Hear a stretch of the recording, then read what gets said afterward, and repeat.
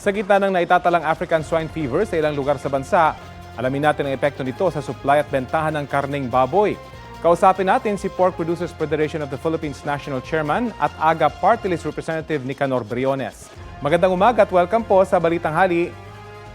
Ay, magandang umaga, Rapi at Connie. Magandang umaga sa lahat ng taga-subaybay. Opo. Sa inyo pong monitoring, kumusta yung presyuhan at supply ng mga karneng baboy sa mga pamilihan gaya po dito sa Metro Manila? Sa ngayon, dahil nga dito sa epekto ng ASF, dito sa lalawigan ng Batangas at mga kalapit probinsya, ay bumaba siyempre yung ating farm gate price from 220 pesos, naging 170 pesos na lang per kilo live. So, ibig sabihin yan, dapat ang presyo ng ating karning baboy sa palengke ay nasa 290, laman kasim, 290, 300. At yun naman liempo, mga 330 to 350. Pero ang mas mataas dyan ang tumatakbong presyo sa Metro Manila. So, dapat i-check yan ng NEDA. Opo. Maglagay sila ng suggested retail price para malaman ang pimili. Paparating na raw po yung mga bakuna. Kung epektibo po ito, mga anong month po kaya natin mararamdaman yung epekto nito? Darating itong Sunday, so may bakuna yan next week. Pero napakaliit ng bilang, 10,000 doses lang. Kahit na yung 600,000 doses na sinasabing may pondo na, maliit.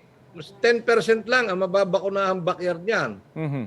O yung epekto sa ating baboy, medyo maliit at hindi rin ganun kalaki ang ano niya. Kailangan magkaroon talaga ng pondo, may roll out na ma-approvean yung commercial use at magpondo ng mga 3.6 billion pesos para sa bakuna ng mga backyard racers.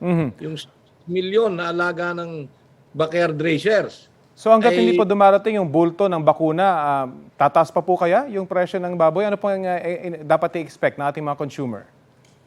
Dahil maraming 22 provinces ang tinataan, 11 regions, mga 64 towns and 250 barangays.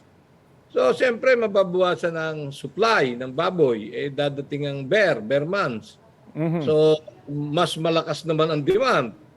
So, ina-expect natin na pagdating ng mga October, tataas ang presyo ng karning baboy hanggang holidays. Ano pong pwedeng gawin ng pamahalaan para maampat ito?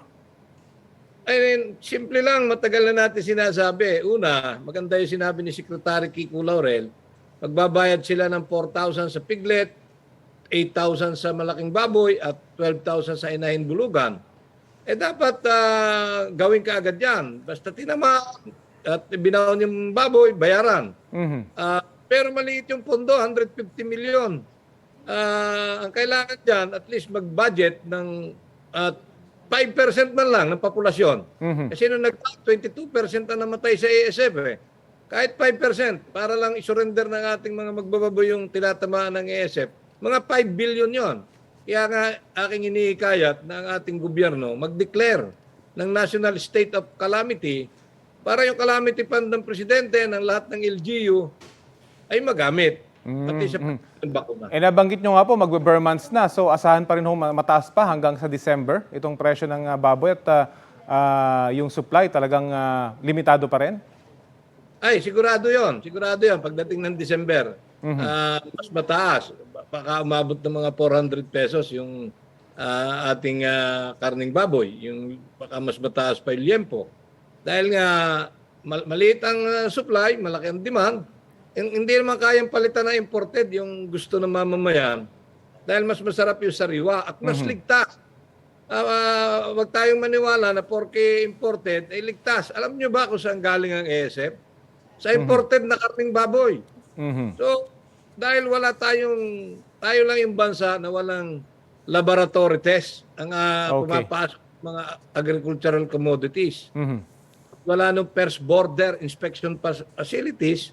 Kaya napapasok tayo ng iba't ibang sakit sa hayop, halaman, gulay.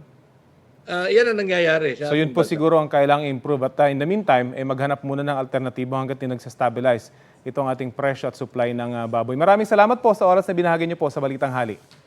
Ay, maraming salamat, Rapi. Maraming salamat sa inyo. Mabuhay kayo. Pork Producers Federation of the Philippines National Chairman at AGA Party List Representative Nicanor Briones. Kapuso, alamin ang maiinit na balita. Bisitahin at mag-subscribe sa GMA Integrated News sa YouTube. Sa mga kapuso abroad, samahan niyo kami sa GMA Pinoy TV at sa www.gmanews.tv.